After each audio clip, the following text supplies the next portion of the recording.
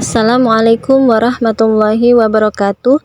Pada kesempatan ini kita akan membahas mengenai kisah Alif, Lam, dan Hamzah. Nah, sebelum abad kedua, Hamzah itu dibunyikan tapi tidak dituliskan. Jadi Hamzah itu ada bunyinya tapi tidak ada bentuknya. Orang Arab itu mengucapkan Hamzah A, I, U ada, tapi kalau ditulis itu tidak ada Hamzahnya. Di tulisan itu tidak ada Hamzahnya, makanya misalnya orang Arab menuliskan kata Ja'a, ini Ja'a, maka tulisannya apa? Tulisannya itu hanya jim dan alif, Hamzahnya tidak ada. Hamzahnya mana? Hamzahnya otomatis terucap. Karena Hamzah itu tidak memiliki bentuk sebelum abad kedua memasuki abad ketiga. Jadi sekali lagi, Hamzah itu ada bunyinya tapi tidak ada bentuknya. Nah, akhirnya ketika Al-Quran itu diturunkan, orang Arab itu sebenarnya tidak punya tradisi penulisan. Mereka itu jarang menulis. Mereka kalau ada surat dan sebagainya itu dari lisan ke lisan. Biasanya begitu. Nah, baru tradisi penulisan itu gencar itu ketika Al-Quran dan tradisi penulisan hadis itu baru banyak tradisi penulisan di Arab. Ketika Al-Quran diturunkan, Al-Quran yang diturunkan dengan bahasa Arab itu mengikuti cara menulisnya orang-orang Arab. Pertanyaannya, lalu bagaimana mereka menggambarkan Hamzah itu? Mereka menggambarkan Hamzah itu dengan apa? Maka kalau Hamzah di depan, itu Hamzah minjam bajunya alif, lebih kurang begitu. Hamzah itu tidak punya baju. Terus kalau di dalam kalimat, ini kalau tidak ditulis sama sekali, orang bingung bacanya. Contohnya nulis apa? Nulis ini. Nulis iza. Nah, kalau tidak ditulis, orang bacanya cuma za. Orang Arab tahu kalau di depannya itu ada Hamzah, tetapi Hamzah kan cuma ada bunyinya saja, tapi Hamzah itu tidak ada bentuknya, belum ada bentuknya pada saat itu. Makanya, supaya orang-orang tidak bingung, maka dipinjamkanlah bajunya alif. Jadi ditulis alif, padahal itu adalah Hamzah. Iza, i yang di awal itu adalah Hamzah, tapi karena Hamzah itu tidak punya baju, tidak punya bentuk, maka dia meminjam baju alif, padahal itu adalah Hamzah. Jadi memang harus ada sesuatu untuk menggambarkan bahwa di sana merupakan Hamzah. Nah, akhirnya Alif yang baik hati meminjamkan bajunya buat Hamzah. Itu sebenarnya Hamzah pakai baju si Alif.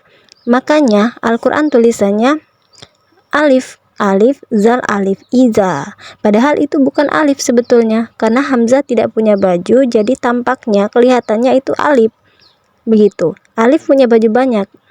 Ketika di tengah, itu kadang-kadang ia minjam bajunya ya. Contohnya syai'an. Setelah ya ada Hamzah. Zaman dulu tidak ditulis Hamzahnya, hanya syai saja, syai. Orang Arab tahu bahwasanya setelahnya itu ada Hamzah, tetapi kan orang awam tidak tahu. Jadi bingung kalau tidak ditulis. Maka ditambah ya lagi, kemudian ditambah alif menjadi syai'an. Maka minjam bajunya ya.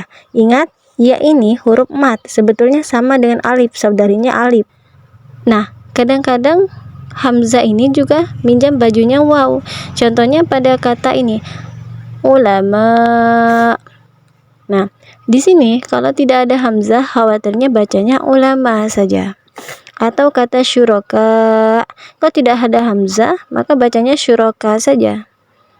Orang Arab tahu, tapi orang seperti kita, orang awam, itu sangat bingung untuk membedakannya. Mana posisi Hamzahnya. Karena seperti ini, maka orang-orang banyak mencampur antara alif dan Hamzah ketika ada huruf misalnya.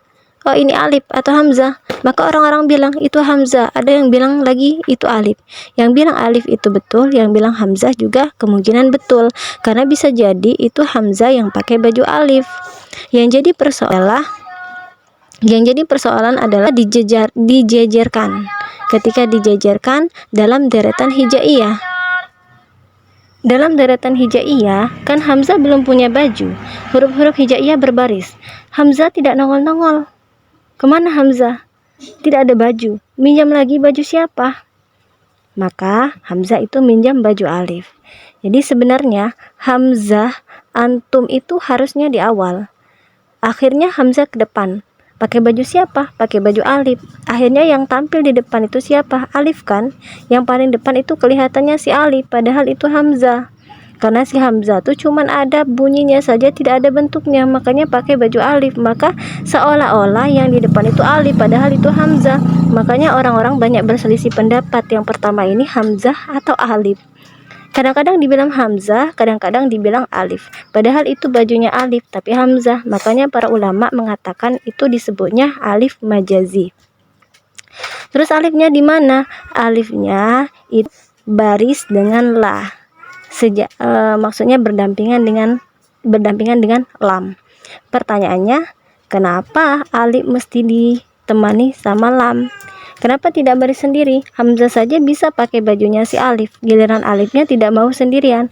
Ya itulah karakternya si alif. Kalau orang itu namanya penakut, tidak mau sendirian, harus ada yang menemani. Nah, alif tidak tahan sendiri. Masalahnya begini, ketika dia dijejerkan dalam deretan hijaiyah, kan disuruh bersuara. Hamzah suaranya apa? U, I, A. Ba suaranya apa? Bu, bi, ba. Giliran alif suaranya apa? Tidak ada suara. Makanya alif ngomong, tolong bantu saya supaya bisa bersuara, kata alif. Akhirnya datanglah lam untuk menyelamatkan alif. Alif suaranya bagaimana? Ketika bersanding dengan lam, alif suaranya menjadi la, menjadi panjang. Karena alif itu kan pemanjang. Ada suaranya sekarang. Arti la itu apa dalam bahasa Arab? Arti la itu tidak ada, artinya tidak ada pertanyaannya lagi. Itu kenapa lam baik sekali dengan alif, sampai-sampai mau menemani si alif. Jadi sebetulnya lam ini punya hutang budi sama hamzah. Jadi dalam kondisi lam sekarat, ternyata yang menyelamatkan lam itu hamzah. Apakah kalian mengenal alif? Apakah kalian mengenal lam ta'rif? Dalam bahasa Arab itu ada yang namanya lam ta'rif. Jadi lam ta'rif itu adalah lam yang berfungsi sebagai penunjuk kata benda pasti tertentu. Misal bahasa Arabnya buku apa? Kitabun.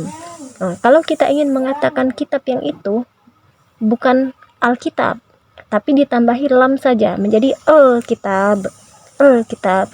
Bisa dibaca tidak? Wah, lam itu sekarat pada saat itu, tidak bisa dibaca. Kasihan juga. Nah, akhirnya berbunyilah si lam.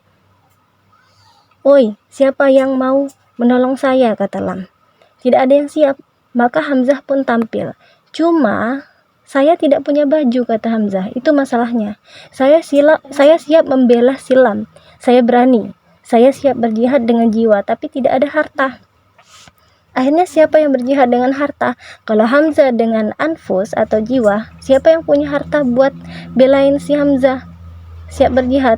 Akhirnya alif. Maka alif meminjamkan baju perangnya kepada hamzah. Hamzah, saya penakut Zah. Kamu saja yang jihad bela lam. Akhirnya hadirlah hamzah untuk membela lam dan selalu berdampingan dengan lam untuk setiap lam ta'rif. Itu sebetulnya hamzah, tapi hamzah wasal.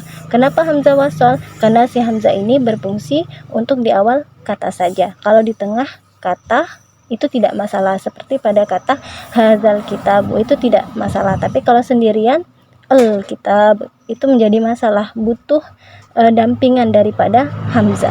Hamzah akhirnya karena hamzah tidak punya bentuk, jadi alif lah yang meminjamkan bajunya kepada hamzah. Jadi yang nampaknya itu adalah alif, padahal itu sebenarnya adalah hamzah. Contoh lainnya pada kata ini, alhamdu. Kalau tidak ada hamzah dia sekarat, tidak bisa dibaca alhamdu, maka hadirlah hamzah di depannya yang berbentuk alif karena dia pinjam bajunya alif.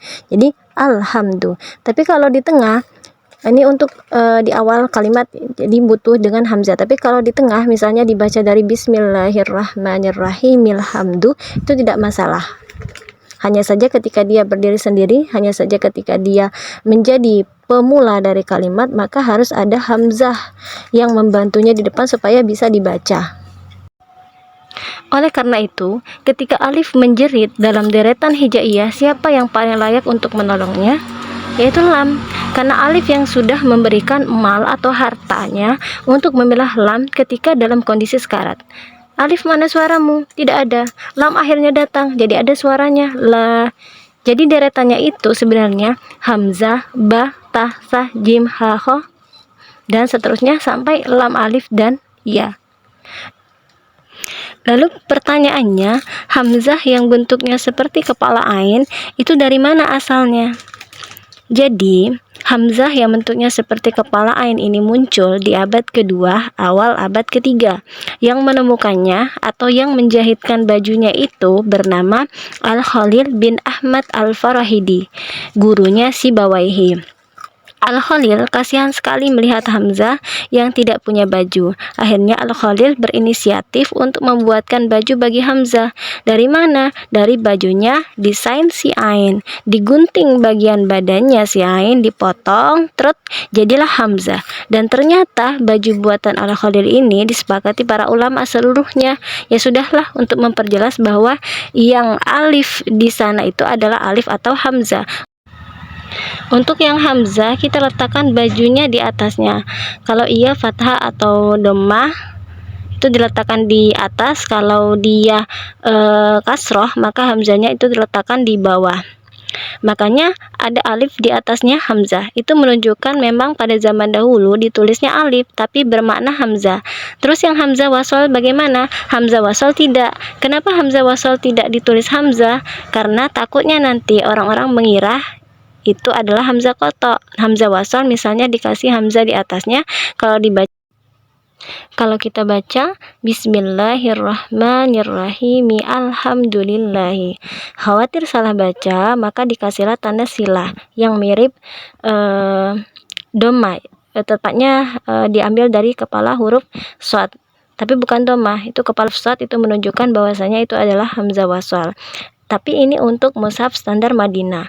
Sedangkan standar Depak itu mengikuti kaidah penulisan mushaf Bombay. Mushaf India yang zaman dahulu memang tidak ada hamzahnya. Akhirnya dilestarikan, sudahlah tidak perlu pakai hamzah, kasih harokat saja. Itu kesepakatan Depak dan tidak ada tanda silah, dibiarkan begitu saja. Makanya kalau dari sisi tajwid itu lebih mudah mushaf Madinah karena jelas mana hamzah wasal, mana alif.